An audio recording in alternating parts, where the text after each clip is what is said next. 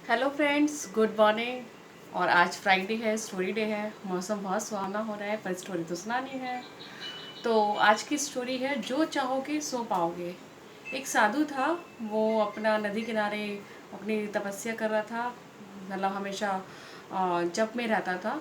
तो वहाँ के गांव के आसपास जाते आते लोग उसको देख के बहुत हंसते थे, उसका मजाक उड़ाते थे, क्योंकि वो हमेशा इसमें चिल्लाता रहता था, जो चाहोगे सो पाओगे। तो कुछ लोग उसको पागल समझते थे, कुछ लोग उसको बातें सुन के उसकी हंसते थे। तो एक बार एक बेरोजगार युवक वहाँ से गुजर रहा था, और उसी टाइम उसने वो बोला कि जो चाहोगे सो पाओगे।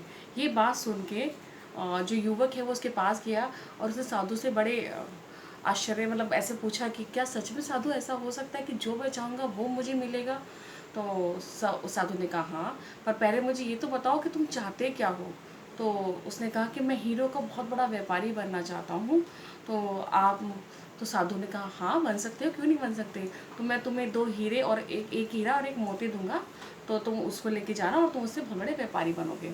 तो ये बात सुन के बहुत हैरान हो गया कि अब तो मैं सच में बहुत बड़ा व्यापारी बन जाऊंगा। तो साधु ने उसको, आपने कहा हथेली आगे करो। उसने अपनी हथेली आगे करी और उसके अंदर अपना उसके हथेली के ऊपर अपना हाथ रखा और बोला, ये पहला एक हीरा है जो मैं तुम्हें दे रहा हूँ, इसका नाम है समय। इसको कभी भी अपनी मुट्ठी, इसको हमेशा अपनी मुट्ठी में बांध के रखना, क्योंकि एक बार अगर तुम्हारी मुट्ठी से चला गया समय तो वापस नहीं आएगा, और इसका सदा सदुपयोग करना। अब उसने फिर दूसरी हथेली आगे करी और दूसरी हथेली पे उसने अपना हाथ रखा और बोला कि दूसरा ये मोती है, इसका नाम है धैर्य। हमेशा ध्यान रखना कि जब भी तुम कोई ऐसा काम कर रहे हो, बहुत प्रयास कर रहे हो, पर तुम्हें सफलता जो सफलता तुम चाहते हो वैसी सफलता अगर तुम्हें नहीं मिल रही है, तो उस टाइम धैर्य बांध के रखो, क्योंकि धैर्य बांधोगे तभी आगे बढ़ोगे। तो ये बातें सुन के उस युवक को बहुत मतलब उसको समझ में आ गई, और ये सोच के फिर वो उसको साधु को धन्यवाद करके आगे चला गया।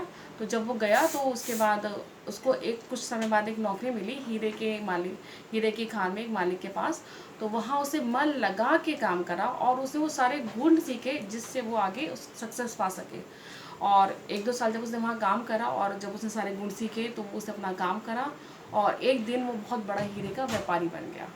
तो दोस्तों, इसी तरह हमें भी अपने दो हीरे, एक अपने हीरे और मोती को संभाल के रखना है, समय को और धैर्य को। हमें समय का सदुपयोग करना चाहिए और धैर्य बांध के रखना चाहिए। हमेशा हमें डेफिनेटली सक्सेस जरूर मिलेगी। तो ये मेरी तरफ से था। आशा करते हैं आपको कहानी बहुत अच्छी लगी होगी, और मुझे कमेंट बॉक्स में लिख के बताइएगा मेरी कहानी आपको कैसी लगी। Okay, bye bye.